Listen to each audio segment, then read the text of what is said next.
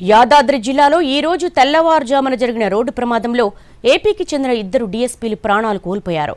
లారీని తప్పించబోయిన స్కార్పియో డివైడర్ను బలంగా ఢీకొట్టి కుడివైపునకు దూసుకెళ్లింది. దీంతో ఎదురుగా వచ్చిన లారీ స్కార్పియోను ఢీకొనడంతో ఈ దుర్ఘటన చోటు చేసుకుంది. మరింత సమాచారం మా ప్రతినిధి విజయభాస్కర్ అందిస్తారు. చౌటుప్పల్ మండలం కైతాపురం వద్ద ఈ తెల్లవారుజామున జరిగిన రోడ్డు ప్రమాదంలో ఏపీకి చెందిన ఇద్దరు డీఎస్పీలు చనిపోయారు. ఈ ఘటనలో ఇద్దరు డీఎస్పీలు చనిపోగా మరొక ఇద్దరు ఒక అడిషనల్ ఎస్పీతో పాటుగా ఒక డ్రైవర్ తీవ్ర గాయాలతో హైదరాబాద్ ప్రైవేట్ ఆసుపత్రిలో చికిత్స పొందుతున్న పరిస్థితి ఉంది. వీళ్ళిద్దరూ కూడా ఏపీ ఇంటెలిజెన్స్ అండ్ సెక్యూరిటీ విభాగంలో కీలక విధులు నిర్వహిస్తున్నట్టుగా కూడా తెలుస్తుంది. వీరంతా కూడా తమ విధుల్లో భాగంగా హైదరాబాద్కు బయలుదేరారు. ఇద్దరు డీఎస్పీలతో పాటు అడిషనల్ ఎస్పీ విధి నిర్వహణలో భాగంగా హైదరాబాద్కు బయలుదేరారు. అయితే నార్కట్పల్లి సమీపంలోకి రాగానే తమ వాహనం సాంకేతిక లోపం తలెత్తడంతో వాహనాన్ని అక్కడే నిలిపేశారు.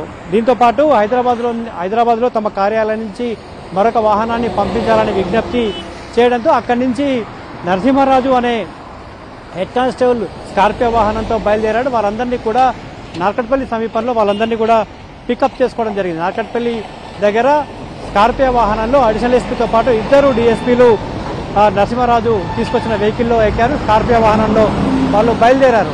20 నిమిషాల తర్వాత కైతాపురం వద్ద స్కార్పియో వాహనం రోడ్డు ప్రమాదానికి గురైంది. ఇక్కడ ఈ ప్రాంతంలో కైతాపురం వద్ద వాహనాల వేగం 80 కిలోమీటర్ల వరకు పోయేందుకు అనువుగా ఉంటుంది. నేషనల్ హైవే అథారిటీ కూడా 80 కిలోమీటర్ల వరకు కూడా వెళ్లే విధంగా ఈ నిర్మాణం జరిగింది. ఇక్కడ అనుమతులు కూడా ఉన్నాయి. కానీ ఇక్కడ ఈ కైతాపురం వద్ద రోడ్డు ప్రమాదం జరిగింది. స్కార్పియో వాహనం ఎదురుగా ఉన్న లారీ సడన్ బ్రేక్ వేయడంతో దాన్ని తప్పించే క్రమంలో పూర్తిగా డివైడర్ ఎక్కింది. మనం చూస్తున్న ఈ డివైడర్నే స్కార్పియో వాహనం ఎక్కింది. ఈ డివైడర్ గుండా దాదాపుగా 20 నుంచి 30 మీటర్లు వేగంగా స్కార్పియో వాహనం ముందుకు దూసుకెళ్ళింది. ఈ క్రమంలోనే స్కార్పియో వాహనానికి సంబంధించిన ముందు భాగం పూర్తిగా ధ్వంసమైంది. అదంతా కూడా డ్యామేజ్ అయింది. అంతేకాకుండా డ్రైవర్ వైపు కూడా ఇక్కడ మనం విజువల్స్ చూడొచ్చు. రోడ్డుకు ఇరువైపుగా దాటకుండా అడ్డుగా ఉన్న గ్రిల్స్కి సంబంధించినవి ఉన్నాయి. వీటిని రాసుకుంటూ వీటికి తగులుకుంటూ స్కార్పియో వాహనం ముందుకెళ్ళింది. మనం ఈ ముందుకెళ్లిన క్రమంలోనే ముందల ఇంజన్ భాగం పూర్తిగా ధ్వంసమైందని చెప్పుకోవచ్చు. ఇలా వేగంగా ఉన్న వాహనం ఈ డివైడర్ను దాటుకొని పూర్తిగా కుడివైపు తిరిగింది. మనం విజువల్స్ చూడవచ్చు. మనం విజువల్స్ చూస్తున్న వాహనాలన్నీ కూడా హైదరాబాద్ నుండి విజయవాడ వైపు వెళ్తున్న వాహనాలు. ఇటువైపు కూడా 80 కిలోమీటర్ల వేగంతో వాహనాలు వెళ్లేందుకు ఇక్కడ అనుమతి ఉంటుంది. ఈ ఎదురుగా ఇప్పుడు మనం ఈ స్కార్పియో వాహనం డివైడర్ దాటుకొని పూర్తిగా విజయవాడ వైపు వెళ్లే దారి వైపు మళ్ళీ ఈ క్రమంలోనే హైదరాబాద్ నుండి విజయవాడ వైపు వెళ్తున్న లారీ స్కార్పియో వాహనాన్ని ముందు వైపు మరోసారి ఢీకొట్టింది. వెనక భాగంలో కూర్చున్న ఇద్దరు డీఎస్పీలు సంఘటన స్థలంలోనే చనిపోయారు. మనం విజువల్స్ చూడొచ్చు. స్కార్పియో వాహనం పూర్తిగా ధ్వంసమైంది.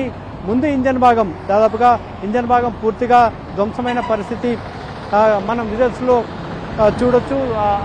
ఇంజన్ ఎక్కడైతే డివైడర్ పైన ఉన్న గ్రిల్స్ కావచ్చు అవి దాంతో పాటుగా లారీ కూడా వేగంగా ఢీకొట్టడంతో ముందు భాగం పూర్తిగా ధ్వంసం. అయితే ఈ ప్రమాదంలో ముందు కూర్చున్న అడిషనల్ ఎస్పీ కావచ్చు, హైదరాబాద్ నుంచి వెహికల్ తీసుకొచ్చిన హెడ్ కానిస్టేబుల్ నరసింహరాజు ఇద్దరు కూడా స్వల్ప గాయాలతో ప్రస్తుతం చికిత్స పొందుతున్నారు. అయితే ఈ వాహనంలో వెనక కూర్చున్న ఇద్దరు డీఎస్పీలు మాత్రం ఈ ప్రమాదంలో స్పాట్లోనే చనిపోయారు.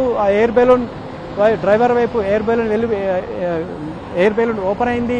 అది కూడా పగిలిపోయినట్లుగా మనకు కనపడతా ఉంది. మరోవైపు అడిషనల్ ఎస్పీ ముందు భాగంలో డ్రైవర్ పక్క సీట్లో కూర్చున్నారు. ఇక్కడ మాత్రం ఎయిర్ బెలూన్ సాంకేతిక కారణం కావచ్చు. ఇక్కడ లారీ యాక్సిడెంట్ కావడానికంటే ముందు డివైడర్ వద్ద జరిగిన ఒత్తిడికి కావచ్చు ఎయిర్ బెలూన్ ఓపెన్ కాలేదు. ఈ నేపథ్యంలోనే వీళ్ళిద్దరికి గాయాలయ్యాయి. వీళ్ళిద్దరిని కూడా బయటికి తీయడానికి పోలీసులు కావచ్చు, అంబులెన్స్ సిబ్బంది కావచ్చు, హైవే సంబంధించిన అథారిటీ కావచ్చు, వీళ్ళందరూ కూడా శ్రమించాల్సి వచ్చింది. వెనక ఎలాంటి సెక్యూరిటీ లేకుండా ఎయిర్ బెలూన్స్ లేకపోవడం వల్ల కావచ్చు, సీట్ బెల్ట్ పెట్టుకోకపోవడం వల్ల కావచ్చు, వీళ్ళందరూ కూడా వెనక కూర్చొని ఇద్దరు డీఎస్పీలు ఇటు చక్రధర్తో పాటు శాంతారావు ఇద్దరు కూడా వెనక కూర్చొని వీళ్ళిద్దరు కూడా చనిపోయారు. ఈ ప్రమాదానికి ఈ ప్రతికూల వాతావరణ పరిస్థితి కూడా ఒక కారణంగా భావిస్తాను. రాచకొండ కమిషనర్ కూడా సంఘటనా స్థలానికి చేరుకున్నారు. ప్రమాదం జరిగిన తీరును ఆయనే స్వయంగా పరిశీలించారు.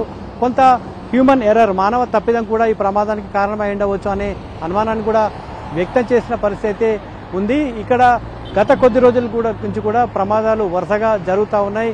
కెమెరామెన్ బాలుతో విజయభాస్కర్, ఎన్టీవీ, నల్గొండ జిల్లా.